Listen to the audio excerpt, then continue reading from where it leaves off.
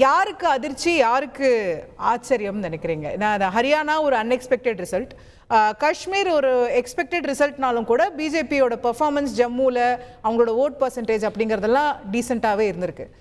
எப்படி இந்த ரிசல்ட்ஸை அனலைஸ் பண்ணுறீங்க? பிஜேபிக்கு அவங்களோட அந்த ஏறுமுகம் ஒரு 15 வருஷமாக அது தொடர்கிறது. குஜராத்னு எடுத்திங்கன்னா 20 வருஷமாக மேலே தொடங்குது.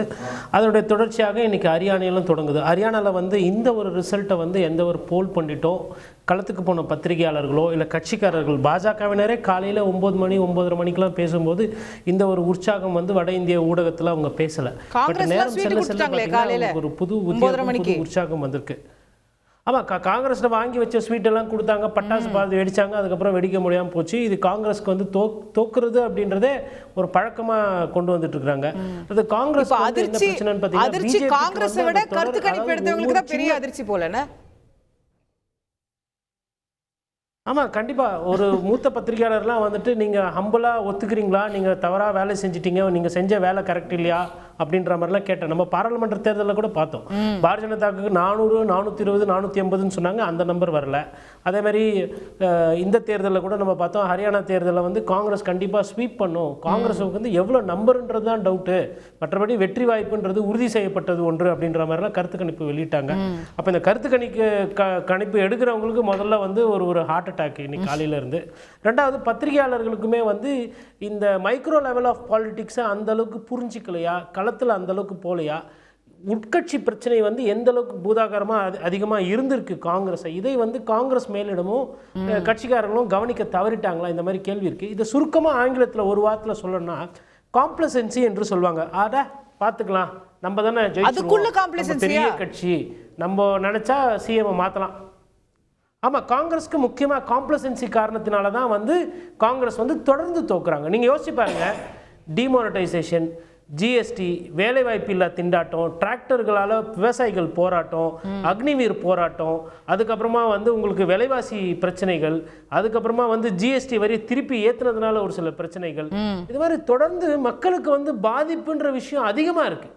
ஆனால் இந்த பாதிப்புன்ற அந்த விஷயத்த சிறிய கட்சிகளோ இல்லை எதிர்கட்சிகளோ இருக்கக்கூடிய, உதாரணத்துக்கு திமுக இல்லை ஒரு சில கட்சிகள், உங்களுக்கு உத்தவ் தாக்கரே தலைமையில் இருக்கிற கட்சிகள்லாம் போன்றவர்கள்லாம் அதை பயன்படுத்துகிறாங்க, அதை அறுவடை பண்ணுறாங்க. ஆனால் காங்கிரஸ் கட்சி அப்படின்னு வரும்போது காங்கிரஸ் மக்கள் பிஜேபி எதிர்த்து ஓட்டு போட தயாராக இருக்கிறாங்க. இல்லை அந்த எதிர்ப்பு ஓட்டுகளை வாங்குற இடத்துல, அதை கணிசமா சேர்க்கிற இடத்துல காங்கிரஸ் இல்ல.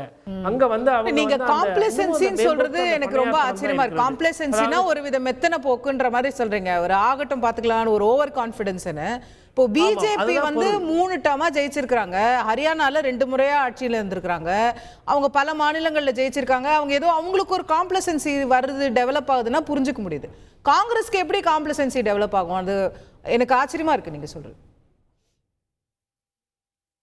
ரொம்ப கரெக்டான ஒரு கேள்வி கேட்டிருக்கீங்க நெறியாளர். இது எப்படி சொல்லணும்னா, இப்போ ஸ்க்ரீனில் நம்ம ஐயா ராகுல் காந்தியை பார்க்குறோம். ஐயா ராகுல் காந்தி அவர்கள் கீழே இருந்து வரல.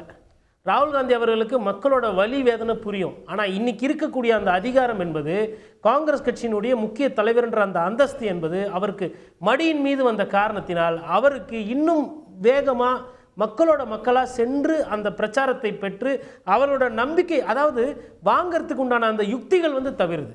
அப்போ அந்த பேசிக் ட்ரைனிங்லேயே ஒரு பிரச்சனை இருக்கான்ற முதல் கேள்வி. ரெண்டாவது, காங்கிரஸ்காரர்களுக்கே என்று ஒரு மனப்பாக்கு இருக்கு. என்ன பிரச்சனைனா, தேர்தல் அறிவிக்கிறவர்களும் பொறுமையா இருக்கிறது, தேர்தல் தேதியை சொல்றவர்களும் வேட்பாளர் சொல்றது இல்லை, தேர்தல் தேதியை சொன்னதுக்கு பிறகு கூட கூட்டணி பேச்சுவார்த்தை நடத்துவது, அதற்கப்புறம் கடைசியில் வேட்பாளர் சொல்றது, பிரச்சாரம் எந்த தலைவர் எப்போ போறாங்கன்றது அவங்களுக்கும் தெரியாது, மற்றவங்களுக்கும் தெரியாது. திடீர்னு பிரச்சாரம் இருக்கும், இல்லாம போகும். நீங்க ஒரு உதாரணத்துக்கு ஹரியானால உங்களுக்கு ராகுல் காந்தியோட பிரச்சாரம் எந்த அளவுக்கு இருந்து அப்படின்னு என்ன கேட்டீங்கன்னா, ஒரு பத்திரிகையாளராக எனக்கு சரியா ஞாபகம் இல்லை. ஓரளவுக்கு வினேஷ் போகத்தோட பிரச்சாரம் எப்படி இருந்ததுன்னு பார்த்தீங்கன்னா என்னால் கணிசமாக சொல்ல முடியும். அதே மாதிரி உமர் அப்துல்லா ஓப்பனாகவே சொன்னார், காங்கிரஸ் போதிய அளவுக்கு பிரச்சாரம் நீங்க பண்ண மாட்டேன்றீங்க, எனக்கு பயமா இருக்கு அப்படின்றதையே சொன்னார். அப்போ அதாவதுங்க, 1000 காரணம் பிஜேபி ஏன் இந்த தேர்தலில் தோத்து இருந்ததுன்னா அது ஏன் தோத்துச்சுன்னு சொல்றதுக்கு என்னால ஒரு பத்திரிகையாளராக அடுக்க முடியும். காரணம், மக்கள் பாதிப்பு அப்படியே தான் இருக்கு. அதிகமான போராட்டங்களை சந்தித்த ஒரு மண்ணு ஹரியானா மண்ணு, அதிகமான ஆன்டி இன்கம்பன்சி இருக்கிறது நிதர்சனமான உண்மை. பெரிய வாக்கு வித்தியாசம்லாம் கிடையாது. 40.8 தான் உங்களுக்கு ஆட்சியே போகுது. அப்போ 0.8 1% ஓட்டு 2% ஓட்டுல இப்படி தொடர்ந்து தோக்க போறீங்கன்னா எவ்வளவு நாள் தோக்க போறீங்க? எத்தனை தேர்தலுக்கு தோக்க போறீங்க? தேர்தலை தோக்கறதுக்குனே ஒரு கட்சி நடத்துவீங்களா ஆல் இந்தியா லெவல்ல? அது வந்து பிரதான நீங்க காங்கிரஸ் மேல ஹார்ஷான விமர்சனங்கள் வைக்கிறீங்க. பட் காஷ்மீர்ல நல்லா பெர்ஃபார்ம் பண்ணிருக்காங்கன்றதையும் சேர்த்து பார்க்கணும்ல. இட்ஸ் 50-50 ரிசல்ட் தானே இன்னைக்கு. அதற்கு காரணம் ஒமர் அப்துல்லாவோட என்சி நேஷனல் கான்ஃபரன்ஸ். உதாரணத்துக்கு நீங்க கரெக்டான இடத்துக்கு வந்திருக்கீங்க. காங்கிரஸ் ஃபீல்டு பண்ண கேண்டிடேட்ஸ்லாம் நிறைய ஹிந்து கேண்டிடேட்ஸ்லாம் போட்டாங்க. அந்த இடத்துல அவங்களோட பர்ஃபார்மன்ஸ் பாருங்க, ஒண்ணுமே கிடையாது. இப்போ கவர்மெண்ட் ஃபார்ம் ஆச்சுனாவே இது எப்படி போகும்னா, இந்த ஆட்சியில அமைச்சரவையில இந்துக்களே இல்லைன்ற ஒரு பிரச்சாரத்தை இன்னும் கொஞ்ச நாள்ல காங்கிரஸ் இது பாஜக வைக்குதா இல்லையான்னு நோண்டி பாருங்க. ஏன்னா வெற்றியே பெறல. என்ன கேண்டிடேட் செலெக்ஷன் பண்றாங்க, என்ன ஹோம்ஒர்க் பண்றாங்க, எதுவுமே புரியல.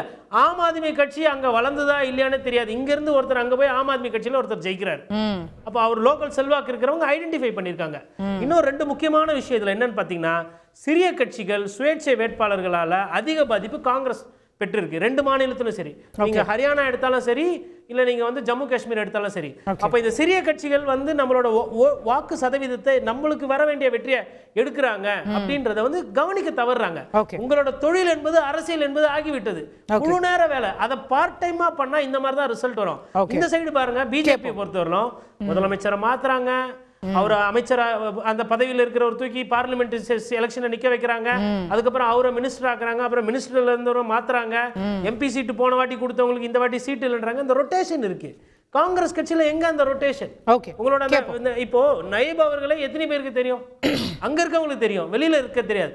அந்த மாதிரி பிஜேபி ஒவ்வொரு தோல்விக்கு பின்னாடி இல்ல ஒரு ஆன்டி இன்கம்பன்சி ஒருத்தர் மேல உருவாகுது. மக்கள் வந்து இவரை பிடிக்கல, இவர் மேல ஊழல் குற்றச்சாட்டு வருது, பாலியல் சீண்டல் வருது, பாலியல் குற்றச்சாட்டு வருதுன்னா என்ன பண்றாங்கன்னா, சைலண்டா அந்த முகத்தை மாத்திட்டு இன்னொரு முகத்தை அங்க இறக்குறாங்க.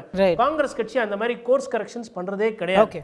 இதுக்குதான் இது காரணமே தவிர்த்து, இது வந்து பேப்பர்ல பார்க்கும்போது பிஜேபி வெற்றி, ஆனா வாக்கு விகிதாச்சாரம் பார்க்கும்போது 0.8 தோத்துட்டாங்க. தோல்விதான் வெற்றி தான். இது பிஜேபிக்கு ஒரு பெரிய வெற்றிங்க, பெரிய மாரல் பூஸ்ட். கேட்போம் திரு இப்ராஹிம், ஜெயிக்க வேண்டிய எலெக்ஷனை தோத்துட்டு நிக்கிறீங்களா? அதாவது கோடீஸ்வரன் பத்திரிகையாளர் வந்து என்ன சொன்னார்னா, சகோதரர் காங்கிரஸ் இழந்து விட்டதுன்ற ஆதங்கம் அவருடைய பேச்சுல தெரியுது.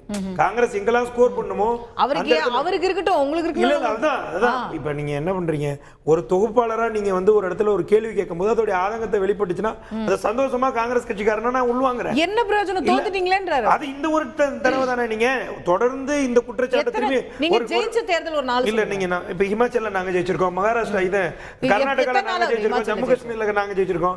நீங்க கேட்டீங்கன்னா ஜம்மு காஷ்மீர்ல என்சி ஜெயிச்சிருக்கு. நாங்க இந்தியா கூட்டணி பத்தி பேசிட்டு இருக்கேன். நான் கேக்குற பாயிண்ட் என்னன்னா, தமிழ்நாட்டுல திமுக ஜெயிச்சிருக்கு சொல்லுங்க. ஆமா, அதை இல்ல சொல்லக்கூடாதா? அசோக சொல்லல, இது என்ன தப்பு இல்ல. அதாவது இந்தியான்ற கூட்டணியில ஏன் அவங்க பக்கம் போல இல்ல? இப்ப இந்த திமுக என்டிஏ கூட இருக்கா? இல்ல இங்க இருக்கக்கூடிய என்சி வந்து அந்த என்டிஏ கூட இருக்கா? இல்ல எங்க கூட தான் இருக்காங்க. அப்ப அந்த வெற்றி எங்களுதுன்னு சொல்லிக்கல, என்ன பிரச்சனை இருக்கு?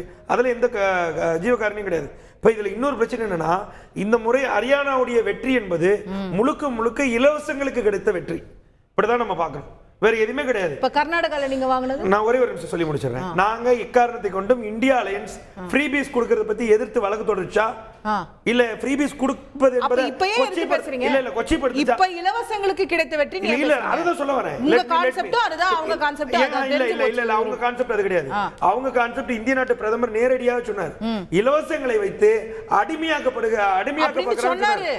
அவர் பேசும்போது சொன்னாரு. ஆனா அவங்க தேர்தல் வாக்குறுதி பூரா இலவசமா கொடுத்தாங்க. மத்திய பிரதேசல கொடுத்தாங்க, கர்நாடகால கொடுத்தாங்க. இப்ப நான் என்ன கேக்குறேன், இப்ப ஒரே ஒரு பாயிண்ட் வாங்கிக்கங்க. எங்களுடைய தலைவர் வந்து எக்காரணத்தை கொண்டும் இலவசம் கொடுப்பது தவறு என்று சுட்டிக்காட்டல. ஆனா பாஜக கட்சி இன்னைக்கு வரைக்கும் வழக்கு தொடர்ந்தது வரைக்கும் பாஜக கட்சி இலவசம் கொடுக்க கூடாதுன்னு சொல்லிச்சு. ஹரியானால மாணவர்களுக்கு ஸ்கூட்டர் கொடுப்பேன்னு சொல்லிருக்கீங்க. எந்த தைரியத்தில் சொன்னீங்க? இங்க உரிமை தொகை பெண்களுக்கு 2000 ரூபாய் கொடுத்தத அம்மையார் பிச்சை காசுன்னு சொன்னாங்க. 2100 ரூபாய் அங்க இருக்க பெண்கள் கொடுப்பேன் ஹரியானால சொல்லிருக்கீங்கல்ல, அதை எப்படி ஏத்துக்க முடியும்? அப்ப இங்க கொடுக்க உரிமை தொகை பிச்சை காசு, அங்க கொடுத்த உரிமை தொகை ஆயிருமா? இதுதான் கேக்குறோம். இப்ப நாங்க என்ன கேக்குறோம், ஹரியானாவுடைய வெற்றியை வந்து 1% தாங்க. உங்க தேர்தல் அறிக்கையில நீங்க காசு கொடுக்கறேன் எதிர்க்கலையே. we are standing on a point. நீங்க கொள்கை பேசுறீங்க, மகிழ்ச்சி, ரொம்ப சந்தோஷம். கொள்கையில் நீங்களே உயர்ந்தவர்களாக இருங்கள். கோடீஸ்வரன் என்ன கேட்கிறாரு, நீங்க வெற்றியும் தோல்வியும் தான் எண்ட் ஆஃப் த டே எலெக்ஷன்ல தீர்மானிக்குது. நீங்க ஆட்சியில் இல்ல 1% ஓட்டுனாலும் நீங்க தோத்துட்டீங்கல்ல. அப்ப நீங்க இன்ஃபேக்ட் நீங்க ஜெயிப்பீங்கன்னு அத்தனை ப்ரொஜெக்ஷன் இருந்தது, எல்லாரும் காங்கிரஸ் ஜெயிக்க போகுதுன்னாங்க, ஆனா விட்டுட்டு நிக்கிறீங்களே அப்படின்னு ஒரே பாயிண்ட் தான்.